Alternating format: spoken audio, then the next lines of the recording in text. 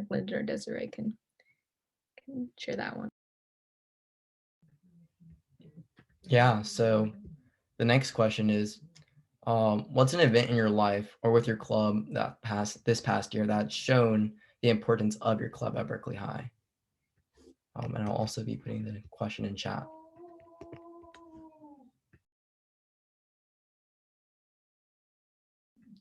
I think, personally for me, after seeing all the protests that happened this summer, and after the murder of George Floyd, that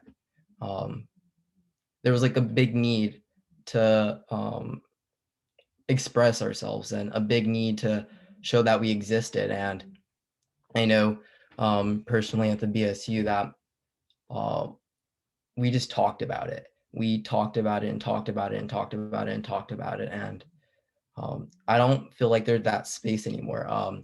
In classrooms, teachers can sort of navigate through that by asking their like for classroom discussions and prompting those sort of things. But it's much different when you're having a concentrated space with people who shared similar experiences to you. Like, and I just remember feeling like here is a space where I can openly and freely sort of share how I feel.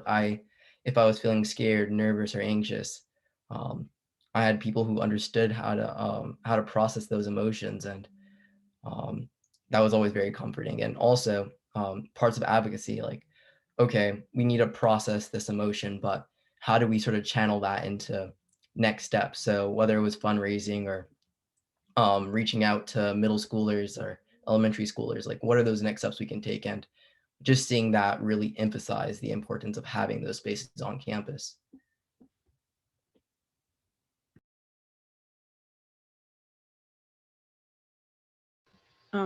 Yeah. Lyndon kind of said it low key.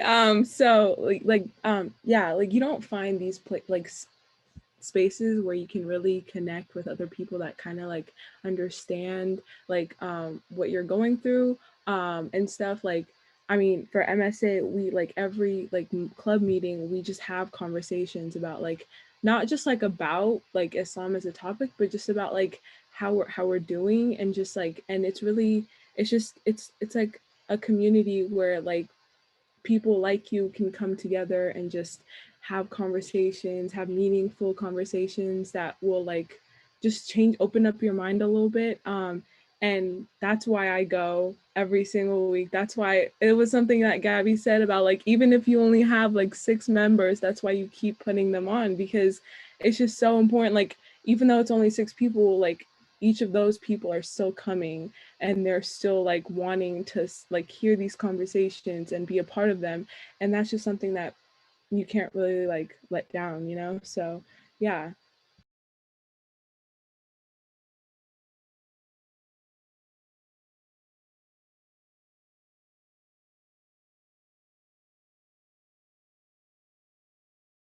I guess I have a little thought to add here. It wasn't necessarily like there's been a lot of stuff that we've done this year too, but I know especially like last year we hosted an event at Berkeley High, which was our like mixed speaker series, and I think that was like that for me is a very like important event for Berkeley High, just because it's like how the MCSA started was like when Hapa Club did that, which was the mixed Asian club.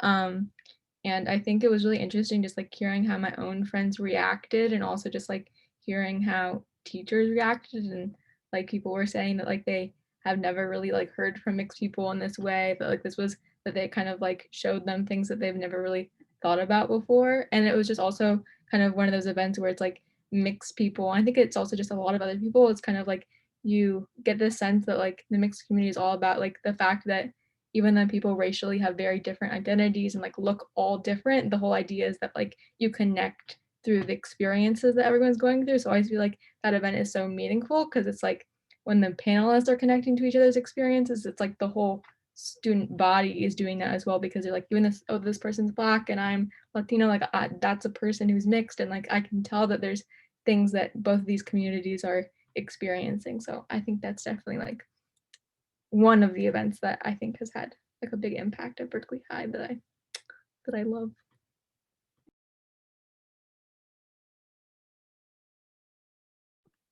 Yeah, personally, I've been a part of APIC since my freshman year, and I've just always known APIC.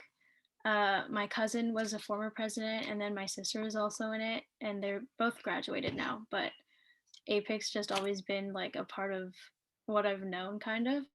And I don't know. I think it's just a very opening and like welcoming space. The people are there are just really friendly, and I feel like our club is just a huge friend group, kind of.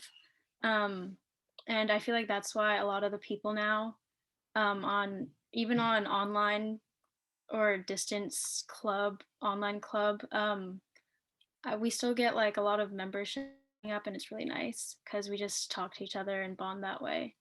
So yeah. Yeah, I agree with Amanda.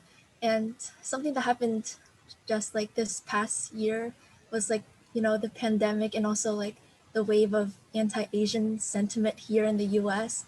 And that was one of the first times when when it kind of struck me like, oh, like Asian Americans still aren't seen as American in this country, which really saddened me.